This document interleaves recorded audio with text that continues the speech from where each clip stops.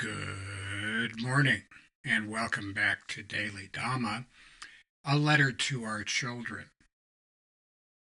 Today is January 27th, and our reading is First Do No Harm. Each of us should take the Hippocratic Oath. We can help best by minding our own business, keeping our hands to ourselves, and not being so sure we know what's good for other people and their children.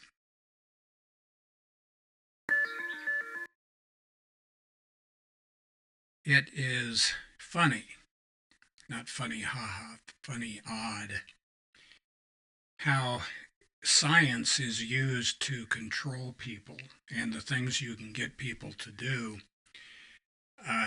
that would violate the Hippocratic Oath, including doctors. There's probably the most famous experiment is the Milgram experiment in 1961 at Yale University. And he and his colleagues were looking at whether or not people would administer what they believed to be fatal shocks to people who were either visible or on the other side of a wall, but whose sounds of pain could be heard.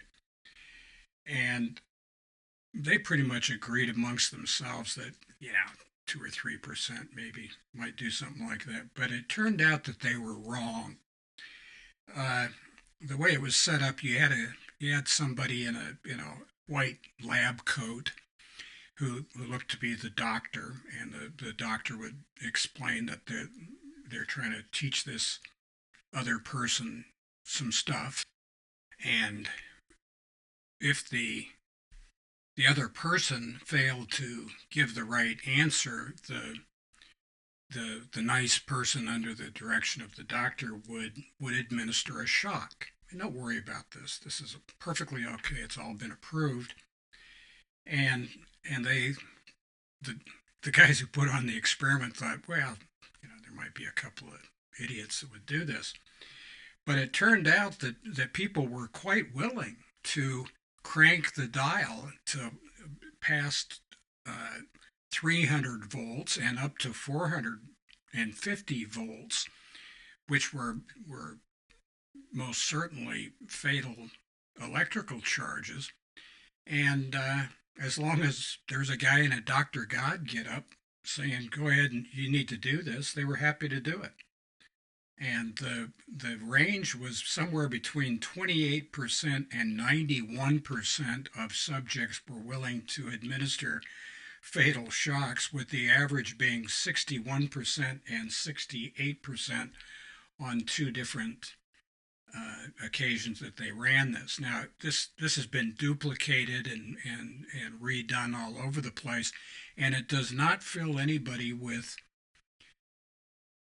great confidence that people have a moral compass instead of a weather vane. All you basically need is somebody that looks like they're a responsible party and maybe has a stethoscope to say, go ahead and crank that. And we see this in our current life. People who appear to be medical servants or wonderful people can pretty much tell you to do whatever.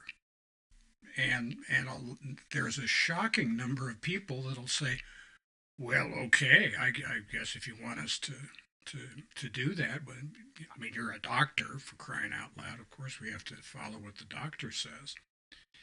And it's highly doubtful that is true. We're trying to avoid current events, but you can look back on the last few years and see if you can't find some examples of this of your own. I'll bet you can. A day of reckoning will come, I'm afraid.